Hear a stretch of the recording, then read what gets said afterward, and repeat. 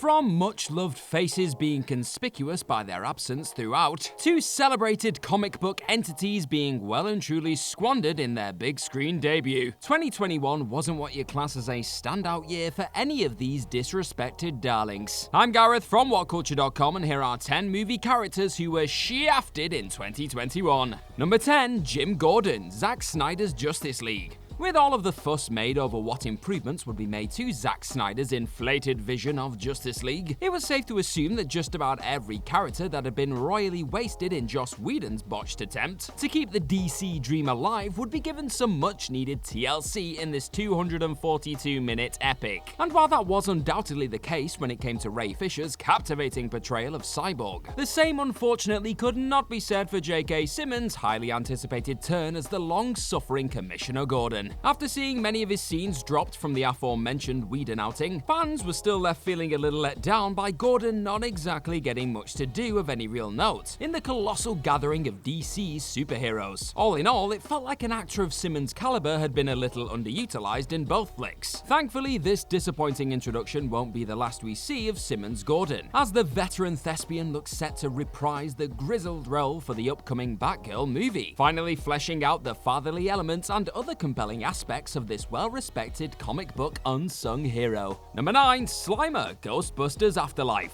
Initially oozing onto our screens way back in 1984 during the first cinematic appearance of the iconic Ghostbusters, the unmistakable Slimer has ultimately gone on to become one of the most recognizable aspects of the Busterverse. But while Jason Reitman's nostalgia-heavy reigniting of the series with 2021's Afterlife boasted some of the series' most famous faces hopping back into the spotlight, the aforementioned bright green entity was notably passed up on for a recall, though some would class dropping such a familiar fiend as a bit of a missed opportunity to capitalize on even more of the nostalgia that seems to sell this sort of recapturing of the OG magic. The fact that Slimer hasn't really ever been as effective as he was in that initial outing in his many subsequent and largely more annoying showings in the likes of Ghostbusters 2 and the Real Ghostbusters animated series likely influenced the decision to leave him out this time around. In the divisive being's place for this long-awaited sequel was the Slimer-esque Muncher, highlighting what made its apparent inspiration so successful in the first place by making a brief yet memorable impact. Number 8, Chani, Dune.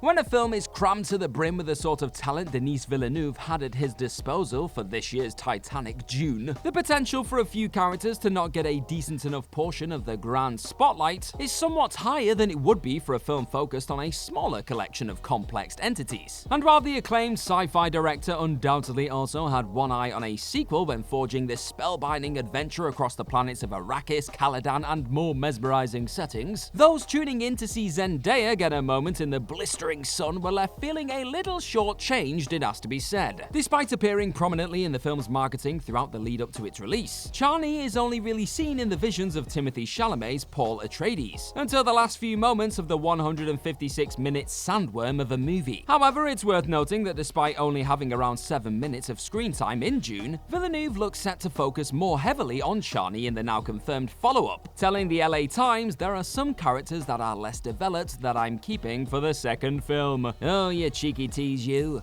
Number 7, Miles Morales, Spider-Man No Way Home. For those obsessed with seeing their friendly neighborhood Spider-Man spin his web around the towering skyline of New York City, 2021 brought with it arguably the biggest celebration of all things Spidey yet, combining 3 entirely separate universes of Peter Parker together in bringing No Way Home into existence. The sight of Tom Holland's Spider-Man duking it out with Sony's Rogues Gallery, alongside his fellow web-slingers, was enough to leave jaws slamming off cinema floors the world over. For all that this MCU trilogy-ending multiverse mayhem delivered though, it was hard to look past one notable missed opportunity in the form of another well-known Spidey not being given a chance to line up alongside his counterparts in this monumental movie. And though Jamie Foxx's Electro did allude to a black Spider-Man during the film, not having Miles Morales make his long-awaited MCU debut, be that in a brief cameo moment during the jam-packed Super Smash or even post-credit Spider-Bite zinger perhaps, was enough to leave some shaking their heads at what could have been. We know Miles is knocking around the MCU somewhere, we're just gonna have to wait a little bit longer to see him in live action. Number 6, Luke Hobbs, Fast and Furious 9. For those hoping and praying to one day see Dwayne "The Rock" Johnson burst back onto the fast scene and once again butt heads or join forces with Vin Diesel in the increasingly more insane action spectacles in the near future, Fast and Furious 9 perhaps gave fans the biggest sign yet of just how far away that reality actually is. After last spinning off with Jason Statham's Deckard Shaw, Luke Hobbs wasn't even so much as given a nod in the latest Fast outing. Even Shaw managed to earn a cheeky moment in the film's closing credits, whereas Hobbs may as well have been cosplaying as John Cena in the WWE landscape. There did seem to be a glimmer of hope that Rocky could ride or die again with the crew after Diesel made a very public call for him to return for the last few entries in the series on social media recently. But Johnson's latest admission that he would not be returning to the franchise seems to have confirmed the continual ignoring of this once pivotal character for the foreseeable. Number 5. The Joker, The Suicide Squad.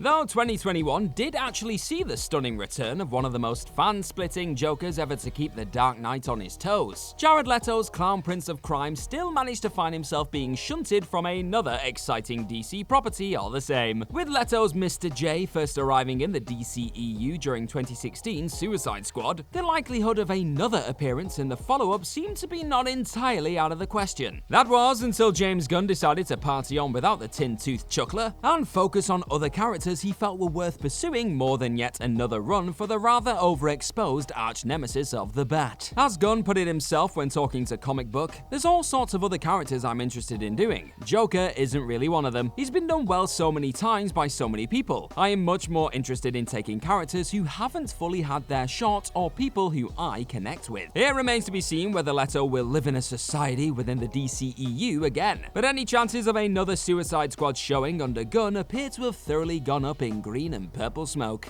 Number 4. Shriek, Venom, Let There Be Carnage. It has to be said that Andy Serkis's recent stab at the follow-up to Sony's unexpected smash that was 2018's Venom certainly wasn't lacking in the fiercely talented performer department. Among the many star-studded additions to an already impressive OG cast was none other than Academy Award-nominated sensation Naomi Harris as Shriek. However, much like in that aforementioned first Venom project, outside of the Eddie Brock symbiote double act, the rest of the ensemble is routinely lost in the shuffle. But Harris's lack of substantial material or dialogue to get her teeth sunk into throughout is perhaps the most egregious of crimes on show, with the Moonlight Star being largely relegated to the role of bland, forced love interest, and not living long in the memory when it came to the picture's climactic skirmish either, despite possessing arguably the most effective symbiote squashing powers in the Sony Spider-Verse in her high-pitched roars. Once again, this Venom film struggled to make audiences give a toss about anyone outside of the leading unlikely chums, and Harris was one of many to pay the price in the disappointing slice of carnage. Number 3. Taskmaster, Black Widow.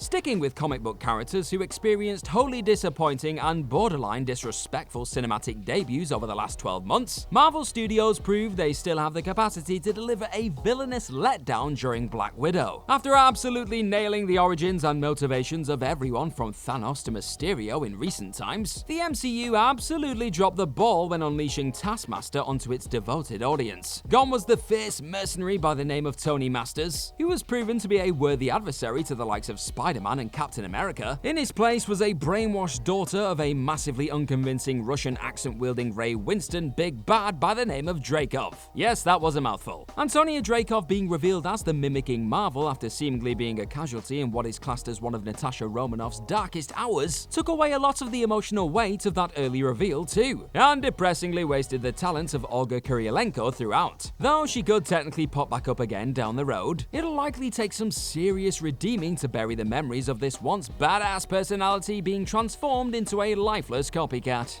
Number 2. Ernst Blofeld, No Time to Die.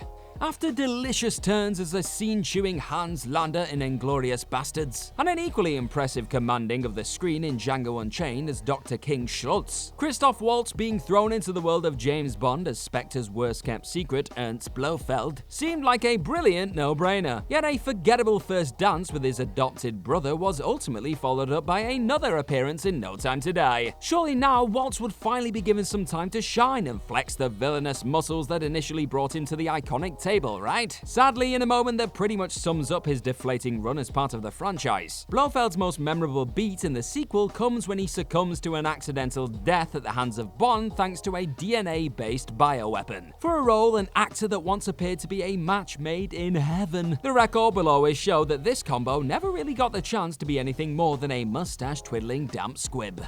Number 1. Agent Smith, The Matrix Resurrections. It wasn't exactly breaking news to discover that Hugo Weaving was not present in the mind-boggling return to The Matrix this year. However, that still didn't change the fact that many were left reeling by the overall treatment of Weaving's iconic Agent Smith over the course of this routinely unexpected upgrade of the system. Whilst other non-returning actors like Lawrence Fishburne in the role of the masterful Morpheus being swapped out and changed up didn't seem to detract from the overall mystique and importance of the character itself in the sequel, Resurrection's decision to strip away all that made Smith such a formidable and memorable foe felt like a real slap in the face to those who cherish the series. Instead of the stoic Mr. Anderson spouting one-man program of destruction, we were given a still charismatic enough Jonathan Groff acting as a slightly revamped version of his former self, but with only a few sweet fight scenes and the odd reminder of his former, more mesmerizing self from archive footage. To Smith's name in the flick, you'd be forgiven for wanting to instantly uninstall this recent update. And that's our list of any other movie characters who were shafted in 2021. Let us know all about them in the comment section right down below, and do not forget to like, share, and click on that subscribe button. Also, be sure to head on over to whatculture.com and find some more incredible articles just like the one this video you are watching is based on. I've been Gareth from whatculture.com. Thank you as always for clicking on this video today, and I'm sure I'll see you very, very soon. Bye bye!